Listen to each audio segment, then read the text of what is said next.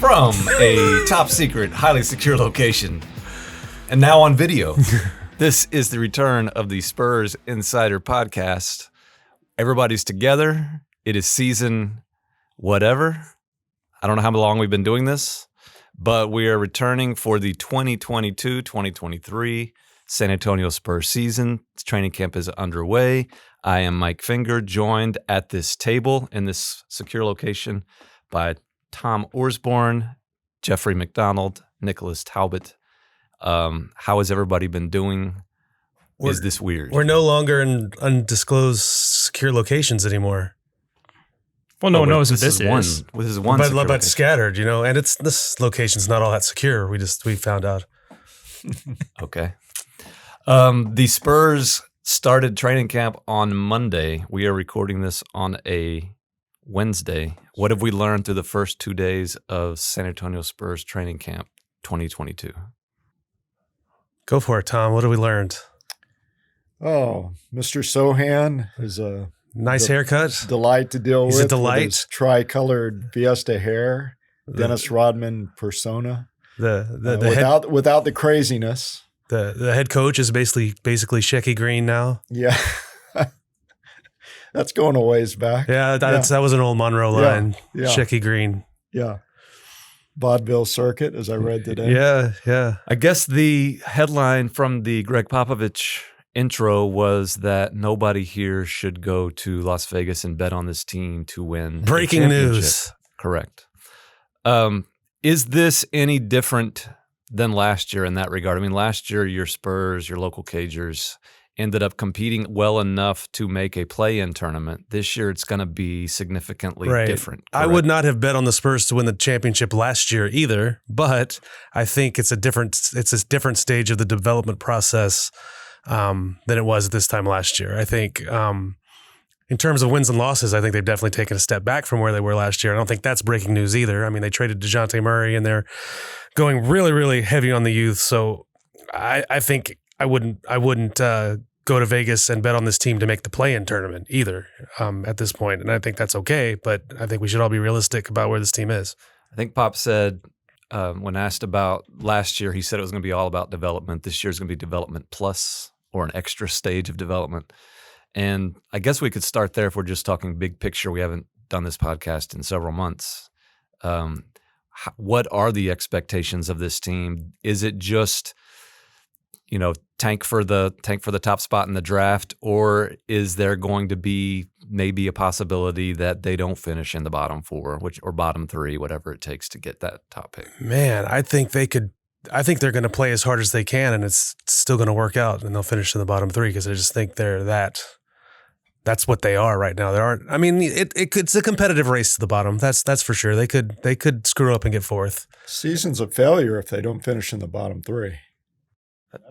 Here's the breaking news from the first podcast. The season is a failure if they don't finish in the bottom three. And I think Jeff is right in that it'll work itself out. And I don't think generally when we talk about teams tanking, that is rarely. There's some cases where it is, but it's rarely a case of either the coach or the players doing the tanking. Right. Front offices tank. Right. And the front office for the Spurs now has sort of done its job in that regard. You got free of DeJounte Murray, not that I'm not sure if we've discussed that on this podcast yet or not, the DeJounte Murray trade. We haven't done it on video. That's true. But DeJounte Murray was kind of the one guy who was keeping the team competitive. Right. And in close games, he was the all-star. He was the all-star. Yeah. He was the guy. If DeJounte Murray wasn't on that team last year, they don't play in that play-in game at New Orleans. They don't even get close, really. And this isn't to say they can't win close games this year. It's going to be interesting to see who steps up into that role, whether it's Keldon Johnson or Devin Vassell or even Josh Primo. But they're going to lose a lot of games this year that they might have won last year. And I think that's probably fine and good. You can still play hard. You can still coach to win. You can still play to win. And if you don't, well, then you get what Tom's saying. Failure. Which is the top. Utter failure. A top three spot. Or a top three spot in the lottery, and to remind our viewers, which are viewers. There are viewers now. That's right. In some cases. Good point. There's no difference mathematically mathematically between first, second, or third worst and first worst record-wise. You get the same number of ping pong balls, lottery combinations.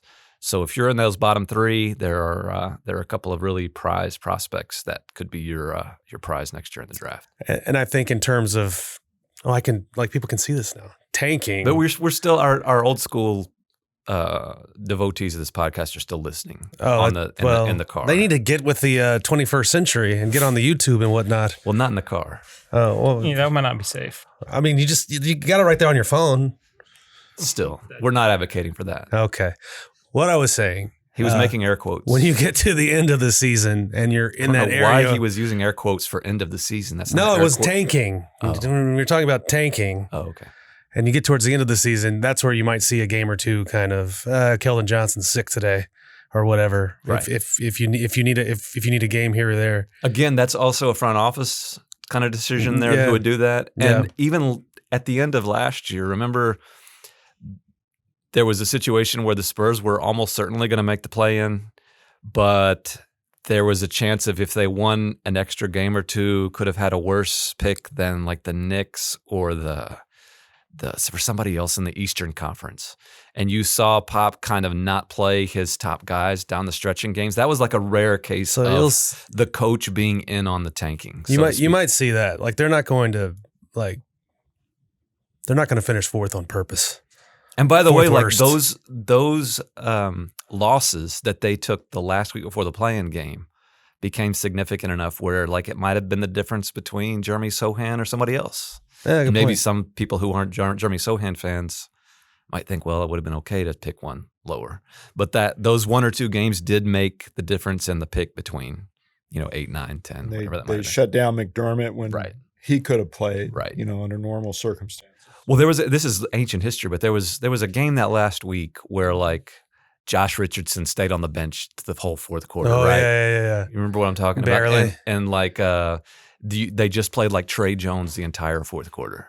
And that was just kind of the one situation where you saw some maybe pop in on the tanking there. But I don't think he's really in on the tanking now.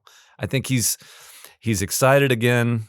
We can get into the whole why did Pop come back thing. I think he gave the most honest answer. I think they want to win as many games as they can, which is going to be not very many. Right. So, how are you prepared to cover a season like this? Last year was one step towards this, but you still had kind of a play-in race. Yeah, there's a play-in race. Like DeJounte was interesting all last year, just putting up triple doubles left and right. Something will pop up. I mean, the kids are going to play more. You might see 4 19-year-olds play for the Spurs, which would be the first time in history for them all to play in the same season. I don't think, especially when you're talking about like Sohan and maybe even Branham, I don't think they have much Austin time ticketed, which would be a different thing than most of their first-round picks coming in. So I think we'll see them on the floor at the NBA level a lot more, and that'll be something interesting to watch and just see what they look like and how they fit early and what their growing pains are. Jeff's going to write a lot about Jakob Poeltl a lot. Until they trade him. Yes, until they trade him, of course. Throw Dominique Barlow and Jordan Hall in there. You've got 5 19-year-olds. I forgot about them. Yeah. They're the two-way guys. So did Pop. This was in the... Does he know him then? We're going way back in technology here. We've gone from podcast to video, and like the whole printed newspaper is no one out there. And I'm motioning towards the video camera. Even knows what a newspaper is anymore. That's where someone like transcribes your podcast and then prints it on a piece of paper and throws it on your front doorstep. That's what a newspaper is. In one of those newspapers this week, I talked about all the jokes Pop made, and the genius of Pop's jokes is that he was just telling the truth to every question. Why did you come back? My paycheck. Do you know any of the new guys? No, I've already forgotten their names. Nobody here should go bet on this team to win the championship. All of that is just as honest as he's ever been. The CIA trained, the U.S. Air Force intelligence officer has finally decided there is no use in keeping secrets anymore. And people love it. Like it was, like Jeff said, a great Shecky Green stand-up performance. And it set the tone for a season in which people will need to keep a sense of humor about the growing pains of this franchise. Okay, let's ask this question. If you're, let's say, a Spurs fan and you've got it in your head, you don't care about wins and losses, is this going to be a fun team to watch? Is this going to be an interesting team to watch? I think there are Spurs fans, and I'm not talking down to Spurs fans. I think there are Spurs fans who have waited for the tank for, I guess, ever since the Kawhi trade, have been pushing for a season like this. Used to call them shut-ins. And now it's be careful what you wish for, because now you get to see what it's like. And it sounds great in theory. Oh, well, just watch the young kids for 82 games and be encouraged by their progress. But we want to be, 10 and 72 at the end of the year, so we can get Victor. That sounds great, but like by Thanksgiving, I think people are going to be pulling their hair out. I think you might. Well, you don't have any hair left to pull, but it's going to take some getting used to. And this has been a familiar theme on this podcast in our coverage ever since the Kawhi trade, in that San Antonio is getting used to something that San Antonio has never experienced before. And that started out as, the Spurs aren't a championship contender anymore, but they're kind of mediocre. Can San Antonio deal with that? And then it's, San Antonio might not even be mediocre anymore last year. Maybe they're not even making the playoffs maybe anymore. They could sneak into the final, 10th spot, the play-in spot. San Antonio's never dealt with that before. Now San Antonio is dealing with something that really, in the history of the franchise, nobody's dealt with. That one Tim Duncan year was just this freak thing for 3-4 months where everybody after was David hurt. got hurt. Yes. And they just decided to go for it. This is going to be a prolonged full season kind of plummet into a depth that people aren't familiar with. And I don't know how the public, the media, Popovich, the players, how anybody's going to deal with this. It's going to be kind of fascinating to watch. And it might be more than one season if you don't get the ping pong ball. If you get fourth or don't get the ping pong balls to go your way and don't get Victor Wembanyama or one of the other guys at the top of this draft class, it could last longer than a year. I mean, this is where you are until you draft the next star. And whether that's next summer or the summer after or 5 summers from now, this is where you are. You're not signing that guy. Maybe he's on the roster now, but I don't know. But you're going to be a bad team. They're going to be a bad team until they draft their Ja Morant or their name your guy. It really is amazing. 4 straight. This will be the 4th straight season out of the playoffs. Is the longest stretch in franchise history. And it already was. That is. Wasn't 2? 3 was the most. 3 was the most. It's just amazing when you look at the history of this franchise. It's just. How many franchises can say that in any sport? That's why nobody knows how to deal with it. Well, it's also why, from a marketing standpoint, the Spurs are marketing history this year. And let's go back to the Alamo. Well, they're lucky it's the 50th anniversary this year. That gives them another storyline to talk about.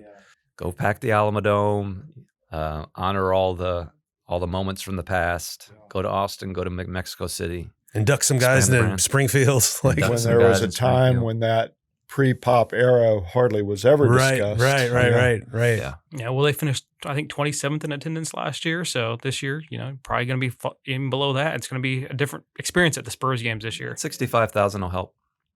And I think that they will fill the dome for that one, just because I think Spurs fans I already hear people talking about it. Like they're excited to go and be part of a record. It's kind of a brilliant marketing move. Yeah. And drop the price of the tickets too. I also think the Spurs will do whatever it takes to get that thing. I mean, if they're giving away tickets at that point, I think they'll do it. Yeah. It'll be one of your combo locos at HEB. Buy some tamales, get free Spurs tickets. Primo pick too. Yeah, see? Yeah. Wrap it all together. We were talking the other day at the media day about face of the franchise. And there's this, we sort of had a side conversation about, like, for now it's Keldon Johnson. Like, it's weird that Keldon Johnson is the unquestioned face of the franchise. But I think the higher upside, what the Spurs would love is if Josh Primo becomes that. And your point was because that would mean Primo has become I don't want to say a star, but for the Spurs, a star, their best player. This could be, I don't know, Tom was standing there. My argument is that Keldon, a huge success draft-wise for where he was taken, has already become, he's gotten his contract after the rookie deal, worthy of that extension, become the best player on his team now because DeJounte was traded. Like he's been great, but I think he's pretty close to a ceiling. Like I don't know if there's a huge Kawhi Leonard leap left in his career. I think that's fair. And so why I think the Spurs would love if Joshua Primo becomes that guy is because he's the guy left who has that. You can kind of squint and see there is that ceiling to him of becoming, if not an all-star, just a guy who plays like the top 10 pick that he was. And just the personality-wise, I think he'd be a super face of the franchise type guy. I think Sohan. I was going to say Sohan would be interesting, but we haven't seen him play a minute yet. So Sohan plays a style that I don't think is as he's not going to put up 30 flashy, right? As like Primo. If Primo becomes his like 99 percentile, like the dream Primo scenario, he is scoring 30 a night, dishing out 10 assists, grabbing. I mean, he's a triple-double guy. He's like I said, it's 99 percentile. I know. Like, I don't think Sohan has that I agree in his arsenal at any point. But he's got the hair. He doesn't, but correct. If he's Rodman light, I mean, Dennis Rodman was hugely popular during his two seasons here. But he's not. Dennis wasn't the face of the franchise. No, he was not. No. But what I'm saying is that Sohan will be very attractive to a lot of fans. Yeah. Do you think if he does that dirty work, if he's the rebounder, the defender, and the pest that he has the potential to be? When you look at Sohan with his dyed hair and his number 10. Do you think Pop's just going to have these subconscious Rodman flashbacks? I think so. And it kind of almost just have some reason he doesn't like Sohan because he's got this Rodman thing in his head. It's possible. Rodman. I'm joking here, but Rodman drove him nuts. Just think of Pop looking at this guy like, oh no. Yeah. Which player do you enjoy just his pronunciation of just random words that make you chuckle? Is it Manu Ginobili, who was an all-time great at that? Whether it was Sohan's pretty epic. Jeremy Sohan. I think it's Sohan because it's new. Like we haven't had that British accent before. Yeah, it's fantastic. Yeah. I find myself listening to him speak and just like it's mesmerizing at times. And we haven't heard him. We did hear him speak Polish. Oh yeah, yeah. During media day, he was in before he spoke to us, he was in the media room in their secure location doing Polish media. They had held off on him doing any media with Poland until media day. And then he did an extensive interview with the Polish media. That's great. That is great. We're sort of hitting that lull here, and the viewers can see the awkwardness. Yeah, see, as opposed to the old days when there was just Luis will he'll clean that up like he always does. He'll work his magic. I think it's harder with video. Wait, are we going to do this on TikTok? We do have a TikTok now for the Express News. I have one question about that. What is TikTok? We need to, if we're going to do this, we need to stop indulging this nonsense. The whole podcast is nonsense. The nonsense is the best part of it. Well, that's your opinion. No one wants to hear you talk about Keldon Johnson and his ceiling. Okay. What do you want to talk about? Red vines and TikTok?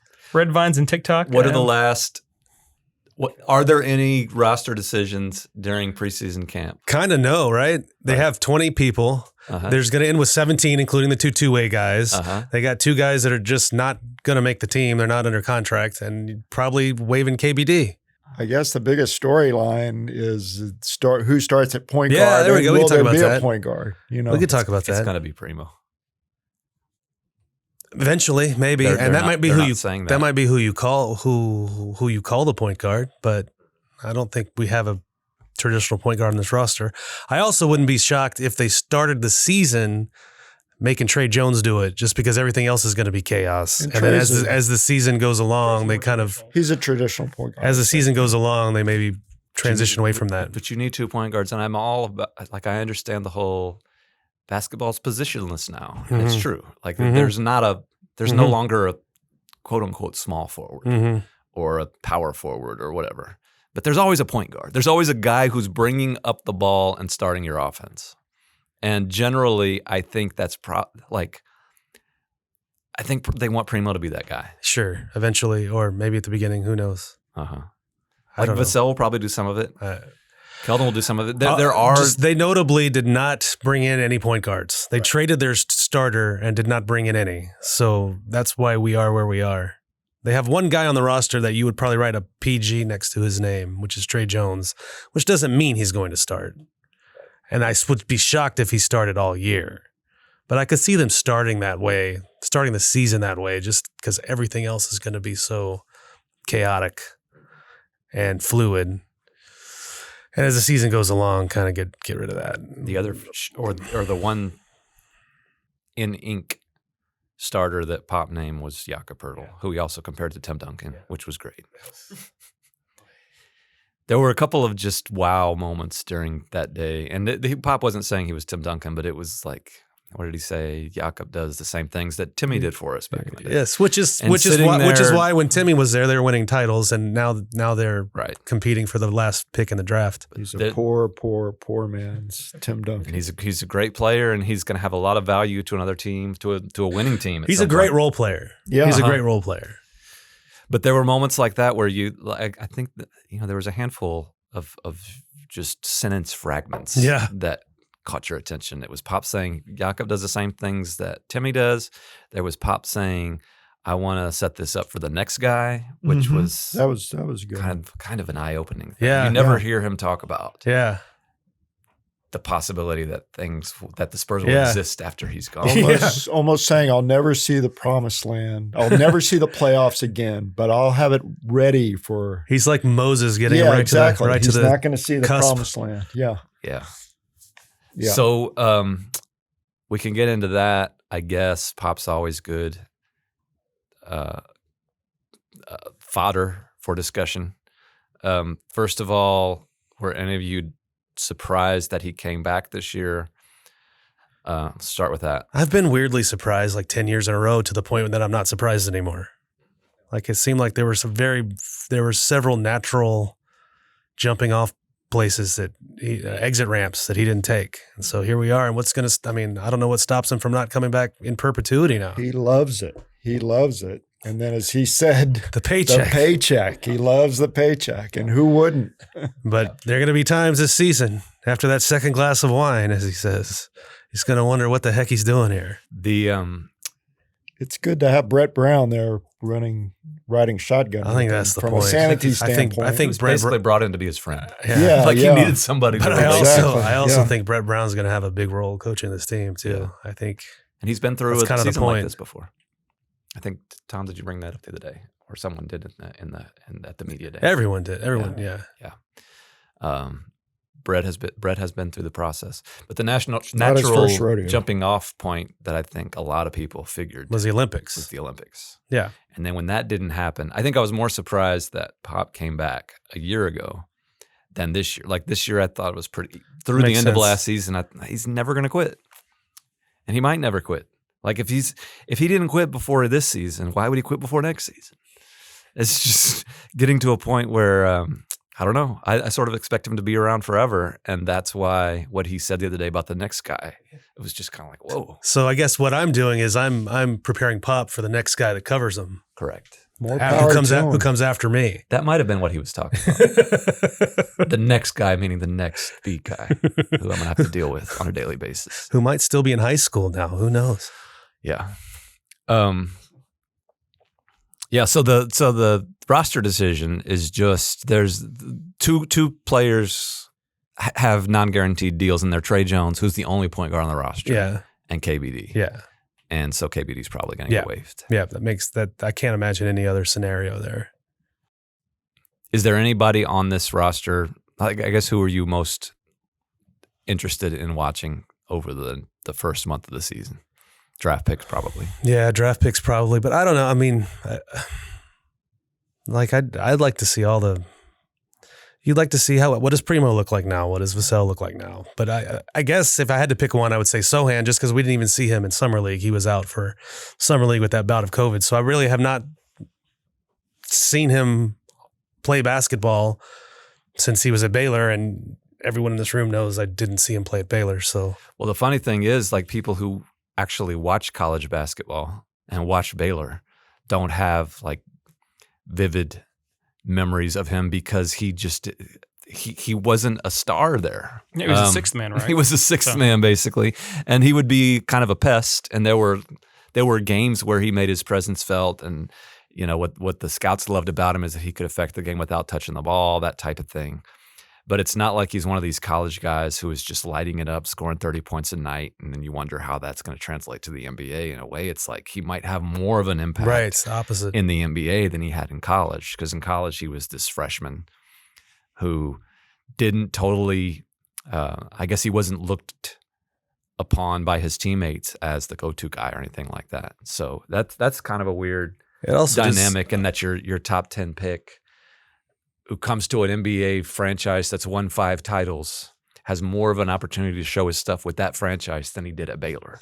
It's crazy. And it also just underscores how just all that goes into trying to hit those picks when they're 19 years old, and maybe you've got one college season on tape and you're trying to project what they can do at the NBA level. And I know I'm not paid to do that, but it seems like I'd be wrong a lot more than I was right. If you remember our podcast before the draft, I do not. Of course you don't. It's the rest of the room. The podcast before the draft, that was the pick that I Oh pushed. yeah, I do remember that. I said they should pick Sohan, and so I do remember once or twice when you're right about something. like I'm not right yet. Well, just I said they should, and they did. I still could be proven wrong. Like, my reputation is on the line with Jeremy Sohan, along with Brian Wright's. But Brian Wright must not be feeling very well about this pick now. With I the don't way know the why draft kind of paired out, it's kind of that's who kind of fell to him too. So it was kind of the consensus pick when the draft played out. Were you surprised they had at practice yesterday? They had Blake Wesley. Didn't y'all talk to Blake Wesley? Yeah, we did. Yeah, We had requested one of the other first-round picks, and that's they're throwing these guys right into the they're wasting no time and letting them no and kind he, of speak and face forward Yeah. and that kind of stuff. I think Yeah. that's kind of interesting. he did a great job. You compare that, the Spurs traditionally have been one of the least open franchises when it comes to media access and stuff like Yeah, that. they could have gone Now the other. they're doing this stuff, and then you got the Knicks who won't allow anybody to talk to anybody in the media. I mean, they're doing everything to their house TV channel. I haven't followed up on this, but the Knicks guys are telling me that Tibbs didn't even talk at media day. Correct. He was the only one of 30 coaches that did not talk. And their Leon Rose did an interview, but just with either a press conference, air quotes for the listeners.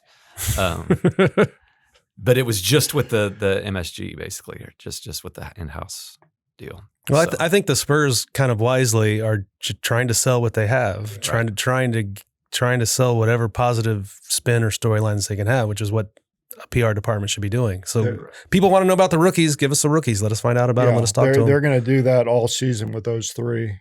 Is the indication that I got at media day, and they could have went the other route with the Doug McDermott and Josh Richardson. To be fair, we did request we wanted to talk to one of the new guys after their first practice, and they'd already let Sohan talk, so it was going to be either Wesley or Branham probably. But there are times in the past where that they wouldn't have granted either.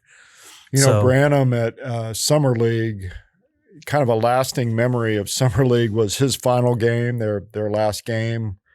He hits, I think it was six 3-pointers in the fourth quarter, 5 of which came in the last 5 minutes. I mean, that was really impressive and fun to watch. So they're all gonna have moments, but the city doesn't know this team really. No. I'd pointed out also in the newspaper that Frank Harris, Yes, the quarterback at UTSA, it's a college program here in it's a town. college football program. Ah, gotcha. Played on a gridiron, 100 yards. So it's from goal to not goal. it's not a cage. It's not a cage. the They're not Cagers, the cagers. Gritters. They're gritters. The Okay, local gotcha. Gritters are the UTSA Roadrunners. Frank Harris is the quarterback of the local Gritters. He has been at UTSA longer than any member of the Spurs have been a Spur. That's amazing. That is insane. So the longest tenured Spur is Jakob Poeltl, That is correct. and he probably will not be here in February. February. That is correct. So it's just kind of puts that in perspective. What is there left to say? Or do we need to wind down? That was an amazing transition right there. It was. That was amazing. We've picked up our old chemistry right off the bat. Well, this is the first time a couple of us have been in our office since pre-COVID. So like we recorded a podcast like 2 days before the world shut down in 2020. And now we're all back in the office doing it live for this one. And it's a completely different building. It is a completely different building. It's a completely different secure location. We do not. What's really unfortunate about this new video era is we could not ever show the viewers the old egg cartons. You know, we the missed the egg soundproof cartons. material. Yeah. Like this sound is leaking out of this room like crazy. It's not as secure as the old place. No. Still secure. Don't try to find us. Less asbestos. Less asbestos. I guess that's the trade-off. Less asbestos. Less secure, but also less asbestos.